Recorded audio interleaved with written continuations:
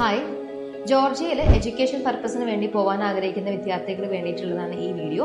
നമുക്കറിയാം, Georgia European ഗവൺമെന്റിന്റെ അണ്ടറിൽ യൂറോപ്യൻ സ്റ്റാൻഡർഡൈസേഷൻ നടന്നുകൊണ്ടിരിക്കുകയാണ്. അതിന്റെ ഭാഗമായിട്ട് എഡ്യൂക്കേഷൻ സെക്ടറിലും ഒരുപാട് അപ്ഡേഷൻസ് വന്നിട്ടുണ്ട്. അമെൻമെന്റ്സ് ഡേ ബൈ ഡേ വന്നുകൊണ്ടിരിക്കുന്നു. സോ എഡ്യൂക്കേഷൻ സെക്ടറിൽ വന്നിട്ടുള്ള 1-2 അപ്ഡേഷൻസ് ഞാൻ നിങ്ങളുമായിട്ട് ഷെയർ ചെയ്യാം. അതിൽ ഒന്നാമത്തെ വളരെ ഇമ്പോർട്ടൻ്റ് ആയിട്ടുള്ള ഒരു അപ്ഡേഷൻ എന്താണെന്ന് വെച്ചാൽ ലാംഗ്വേജ് പ്രൊഫഷൻസി ആണ്. നമുക്കറിയാം, UK-ലും US-ലും ഒക്കെ നമുക്ക് ലാംഗ്വേജ് പ്രൊഫഷൻസി ഉള്ള ഒരു സർട്ടിഫിക്കേഷൻ കൊടുത്താൽ മാത്രമേ ഉള്ളൂ, നമ്മൾ അവിടെ സബ്മിറ്റ് ചെയ്താൽ മാത്രമേ ഉള്ളൂ നമുക്ക് ഏതെങ്കിലും കോഴ്സിന് നമുക്ക് അപ്ലൈ ചെയ്യാനോ പഠിക്കാനോ ഒക്കെ സാധിക്കുള്ളൂ.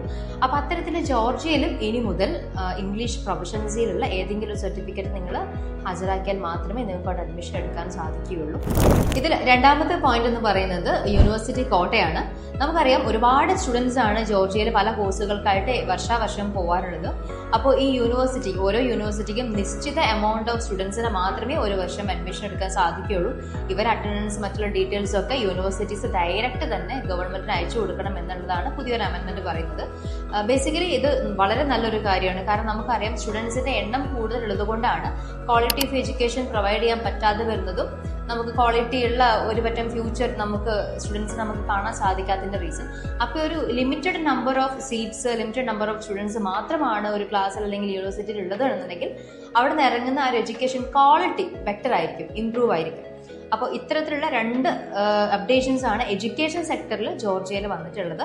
അപ്പോൾ ആരെങ്കിലും ജോർജിയയിൽ പഠിക്കാൻ ആഗ്രഹിക്കുന്ന, അത് MBBS ആയിക്കോട്ടെ, വോട്ടെവർ ഏത് കോഴ്സ് ആണെങ്കിലും, അത്തരത്തിലുള്ള ഏതെങ്കിലും സ്റ്റുഡൻസോ ഫ്രണ്ട്സോ ഒക്കെ നിങ്ങൾക്ക് ഉണ്ടെങ്കിൽ നിങ്ങൾക്ക് തീർച്ചയായിട്ടും ഈ വീഡിയോ അവർക്ക് ഷെയർ ചെയ്ത് കൊടുക്കാവുന്നതാണ്.